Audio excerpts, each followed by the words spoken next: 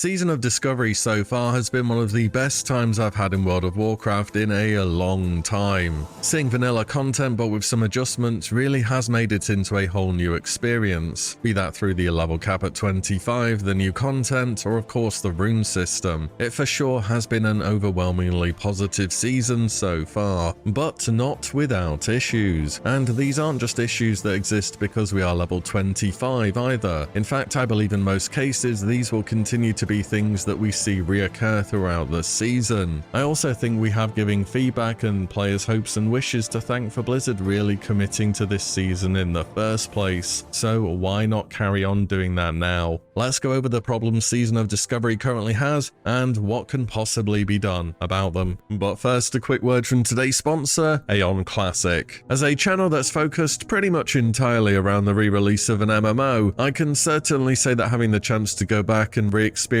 games you grew up with is a rare opportunity to have. Releasing earlier this year, Aeon Classic recaptures how this old school MMO started, but with certain quality of life features now, such as faster progression or UI changes. Aeon Classic has 8 classes and an involved combat system in which both skills and crafting mechanics matter, including cooking, tailoring, weaponsmithing, and more. As any MMO should, Aeon Classic features tons of endgame content, such as raids and dungeons, as well as open world and instanced PvP, so whichever style of gameplay you prefer, you should be able to find something here. On top of that, there are constant updates to the world and even completely new exclusive content that's never been seen before in Aeon, such as new classes, zones, and dungeons. So whether it's to check back on something you used to play or to try something new, you can download Aeon Classic for free by clicking my link in the description. You can also use my code to get additional gifts in-game, and new players will get a starter package including 7 days of membership and other in-game items. Many thanks to Aeon Classic for the sponsor today. Let's get back to WoW.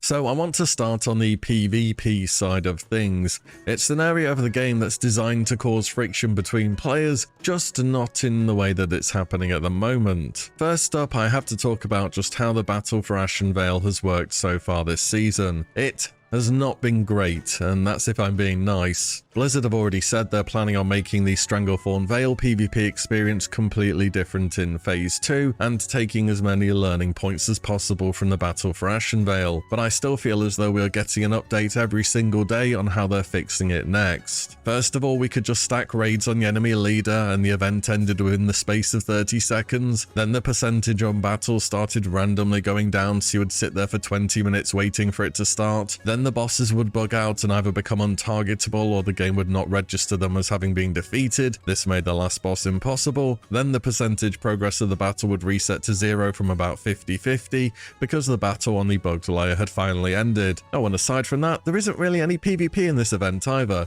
People just gather up in one big death ball zerg and run from one boss to the next. Is that everything? Did I cover all the bugs so far? I mean, I do appreciate Blizzard trying to fix this up and getting it working, but man, this must be eating into so much of their development time. I wish they could focus on more class balancing and making the best content possible and runes for the next phase, not having to fix an event that might not even be relevant in 2 months, several times per day. The battle for Ashenvale did sound super cool, and maybe it can be redeemed and show what it should have been from the start, but so far it has really not been a high point of the season. And what's happened to this event is pretty much because of how predisposed people are to min-maxing and doing whatever yields the best rewards as soon as possible. For the battle for Ashenvale, it's very much a race against the enemy faction. You want to defeat all of the bosses as soon as possible to get the best reputation gains, and then people go on to use those rep gains to buy the Ashenvale mount and tons of really powerful gear. Some people have even carried on doing this to Revered so far. But speaking of PvP and min-maxing,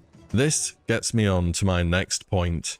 Premades in Battlegrounds. You know, I made a video back during Classic going over this exact topic. I thought it was a mistake then. I have not changed my opinion. In short, for Warsong Gulch at the moment, you can queue up as 10 players with full consumes, a stack comp, amazing gear, and be matched against 10 randoms with whatever gear they have, who might not even have a healer between them. Vanilla was made before the time when it was super common to min-max, and it really does show sometimes. I do get the upside of premades though. It's a social game, you're grouping and playing with others, that's fine. and it gets you towards your goal faster. But the overarching problem with it is just fun. If in order for you to have fun, somebody else has to not have fun, you've got a problem on your hands there. And being matched as randoms into premades, it's just game over when the gates open. It's not fun at all. You get rolled in the first fight in mid, and then you get graveyard camped until they decide to cap 3 times. So why not join or make your own premade? That is the obvious answer. And premade versus premade is actually fun. Well, time is usually the answer. Right now we have a really casual friendly version of World of Warcraft with a level cap of 25. You'll have people who could never make the grind to 60 seeing the end game content now because things have been slowed down so much. And saying if you want any semi-decent PvP you need to assemble a group just is not realistic in my opinion. In fact, as we go on, I bet you'll be seeing more and more complaints over the state of Premade versus Pug. Also worth a mention that ranking has changed how it works too. The whole concept of needing to grind so high you could fix your own honor cap, bracket breaking, bracket stacking, that's all gone. In short, there is a max number of honor you can gain per week that will advance your rank, and you can only go up a certain number of ranks per week too. It's not like you can go from 6 to 14 or something. They explained all of this in a blue post here. Unfortunately, I am lacking in a degree in mathematics, so as usual, the vanilla ranking system is completely mystifying. I did find an add-on, however, called Ranker, which pretty clearly displays where you are at, as well as what you need to grind to hit the next rank. It also has a what if mode, so you can look at your future grinds too. So to be honest, I just use the add-on instead of trying to get your head around how the maths actually works. Oh, also, you can't drop ranks through decay anymore. But reminder, the rank cap is 3 at the moment, and we already have complaints of Premade versus Pug when you can get to rank 3 in 2 weeks with not a very large amount of effort. So this will become more noticeable as the season progresses, the level cap goes up, you can gain more ranks, and people need to grind more for those ranks. So what should change? Well, the obvious answer is splitting the queue into Premade versus Premade and solo versus solo. Now, honestly, I'm not sure if I like this. You see, most premades are not in it for the PvP. If Blizzard removed the cape reward from rank 3, the number of premades you would run into would halve overnight, if not more than that. I believe the majority of premades are goal-oriented players looking to hit their objective as soon as possible, in which case premading gets you the most honor, so it's the best way. But that's coming at the expense of other players' experience within Battlegrounds. In other words, premade versus premade is only for people who actually enjoy PvP, believe it or not. And I think if this existed, it would only pop at peak times. The rest of the time, it would be kinda dead. And even then, what does Premade versus Premade imply? What if I queue as 3 players and I get matched with another Premade of 2 and then 5 versus a 10 stack? The 3 premades that might make up my group are more organized than your usual Pug, sure, but it's unlikely we are as organized as the 10 players together. I think the way to do it, if they were to truly change anything, would be to limit how many players can premade into a battleground. You'd probably also have to put in a randomized delay for the queue to pop, and to prefer matchmaking groups from different realms too, as there are still some creative ways to premade across different groups, which used to exist in Classic. And if you still do want your 10 versus 10, war games exist, right?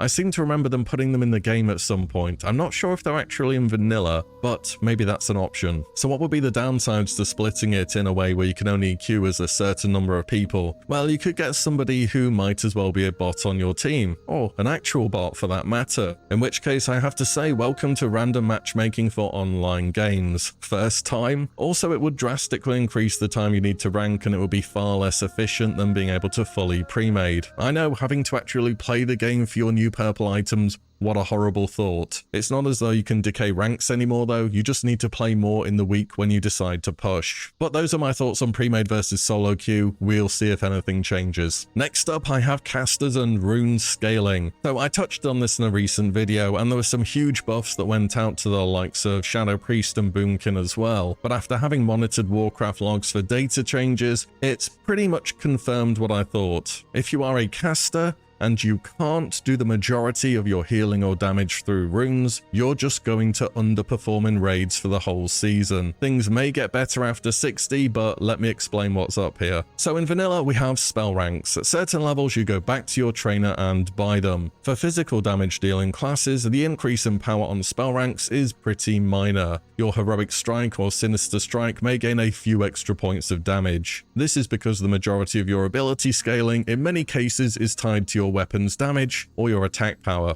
Now, physical classes can already access weapons which are far and away beyond the power curve for us being level 25. Notable examples are Verigan's Fist for paladins from that class quest, Fathom Blade, and of course the new epic sword. And many physical damage dealing runes are again centered around weapon damage or attack power, so this is why physical classes are looking pretty good at the moment. But casters, however, going from one spell rank to the next can increase an ability's damage by upwards of 50% in some cases, and these level caps can put us in very awkward positions. For example, I believe all of Frostbolt, Lightning Bolt, and Shadow Bolt are ranks learned at level 20 at the moment, which is making specs that use those abilities very weak when compared to others. But wait, if we go to Warcraft logs, Warlock is the top performing caster. How can that be if Shadow Bolt is garbage at level 25? Well, the simple answer is nobody's using Shadow Bolt. All the locks in Raid are playing Destruction using Incinerate and Chaos Bolt for their damage. And the real key to their damage is that they are able to use these two runes almost entirely for their throughput. Runes are far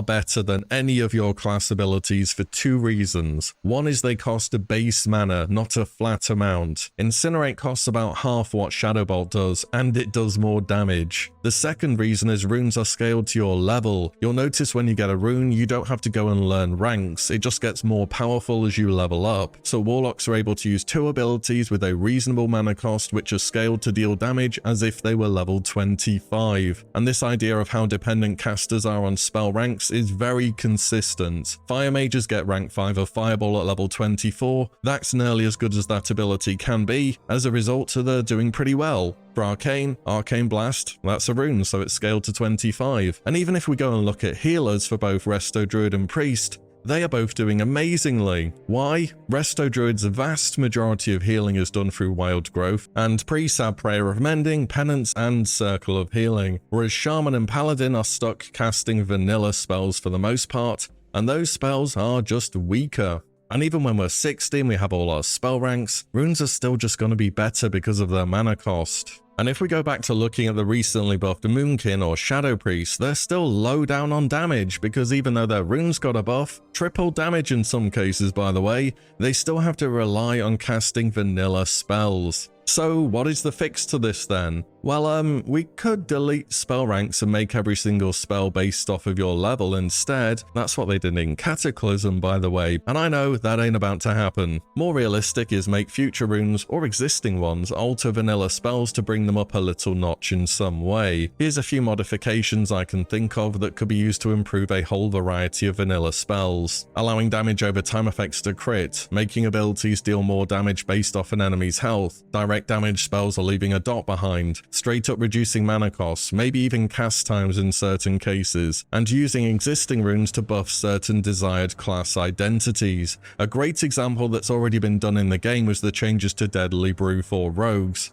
This fixed issues around poisons having charges, as well as sharing certain buff slots. Now you just put this rune on and you're good to go, you don't have to worry about poisons anymore for damage. Another example, which isn't in the game but I thought up, imagine if for Shadow Bolt Volley, it also made Shadow Bolt restore some of its mana cost when it crit. Either way, I think there's room for improvements on casters as a whole, because I'm just saying if warriors are doing this well at 25 already, oh boy, it's gonna be vanilla all over again by the time we're 60. Next is something you've probably seen start to take off on your server, and with such a low level cap, they're even more visible than normal. Bots. It's an unfortunate thing that happens to each and every MMO, that we have to deal with bots and their side effects. On Wild Growth EU, I've seen a number of bots set up, either farming low-level murlocs for pearls in the wetlands, or especially in Duskwood just doing skinning. And if you were to do a /u on your server for the stockades, you may just see a whole bunch of level 16 rogues. That's the level that they get pickpocket, by the way, no coincidence. And you're not going to be able to pickpocket usually because mobs in there start around level 25, so whatever they're doing is combined with some kind of abuse. Equally, the Scarlet Monastery dungeons are open, and I've found that there's often a bunch of hunters in there too, farming something or other, probably abusing some pathing bug. There isn't too much as a player base we can do about the bots inside dungeons, as whilst there is a report feature, you can only report their name, not for botting. But in the open world, bots are really not too difficult to spot, whether they have a nonsensical name, full BOE gear, or they're just making strange movements, you should be able to see them. And do make sure you report them, that's the biggest thing we can do. And it does work. I've already had some of those mails coming through saying that a bot has been banned because of your report. Finally, I've got one or two quality of life things which I wouldn't be opposed to. It's not 2019 vanilla anymore. The literal purpose of this season is to change stuff and see what's well received and what isn't. And you can put some stuff into the game without making it into retail. And you know, I wish people would stop saying adding certain things into the game makes it into retail, because it really doesn't. These two games are so different in almost every way possible. If instead people said it makes it too different from vanilla, yeah, okay, I can get behind that, that's fair enough. Anyways, three main things for me. I don't know how possible these are, but I figured I'd just throw them out there in the video. Number one is instant mail, at least between characters on the same account. The biggest benefit you'll get out of this by far will be when you get one of those supply crates, you can hop over to your bank alt, buy whatever you need, send it to your main, get your main to a mailbox, fill the supply box, and then carry on with your day. And it's a whole lot easier to get to a mailbox than all the way back to an auction house. And they did make the filled supply boxes non-unique too, in case you didn't know, so this seems like a bit of a no-brainer. Other big benefits include being able to send items for professions to your main for leveling, consumes for PvPing or raiding if you're in a pinch for time, and so on. The downside is, it wasn't like that in vanilla, I suppose. That's pretty much it. The next one is 41-yard nameplates. Look, I don't know if I've missed an interview or something, but if it's not possible, can we just say it's not possible so we know? But at the moment, when you see a mob's nameplate, you're also in their aggro radius. On top of that, trying to multi-dot stuff from distance, a living bomb, anything like that, it's just kinda hard to see what's going on over there because the bars are not visible. Are there downsides? Yes, die-hard PvPers will tell you there are downsides, such as being able to see nameplates through solid walls from far away. That's kind of it though, I think. The final one, which I can kind of do without for Phase 1, but I think it will become noticeably better in Phase 2, is dual spec. It's Season of Discovery. Your talents make up for a big chunk of your power. Mixing and matching stuff is a lot of fun, and I think it should be encouraged. Now, at the moment, we are level 25, and we really can't get that far into our talent trees. For a bunch of classes, you could pretty much randomly assign your talents, put your runes on for the spec you're playing, and you're probably about at 70 to 80% of your normal power that you would have been with proper talents, because runes are OP. But by level 40, we can go all the way down our talent tree and grab that last talent. This will make talents way more impactful than they are at the moment, and I think having two talent trees to play around with is better than one. And I know they reduced the gold cost for respecs, and if you didn't know about this, it's 10 silver per respec capped at 1 gold, and I can get over 1 gold from doing a single quest at 25. The issue really isn't with the cost of it, it's just having to make your way all the way back to the class trainer each time you want to change things out. And yes, I agree it's vanilla, travel is a big part of that and everything, but I want to try the new rune and talent combos out on the seasonal server, so yeah, can we change it? I mean, if you want to put a flat gold cost on unlocking dual spec, maybe even a quest, that's all good too. There are other ways to do this too, maybe even more thematic ways. You could put a respec consumable profession item in the game, a potion of forgetfulness from alchemy, a prototype mind alteration device from engineering that's a helmet with a cooldown on. And I think if you're worried about class spec and identity, the runes are kind of already pushing people people into one playstyle, with the ability to respec. The most common uses I think will be a healer to swap to DPS for a certain raid boss, or vice versa, or just people wanting to PvP putting on a proper spec. But that is all I have at the moment. Feedback and just asking for stuff got us to where we are at the moment, so I thought I'd just throw in a few thoughts here today. Let me know your thoughts on the video, on the issues I've gone over here. Do you agree with them? Do you think we should hold tight a bit and see how things are at level 40? Drop it in the comments down below. And as always, thank you all so much for watching and listening in, and I'll see you on the next one very soon.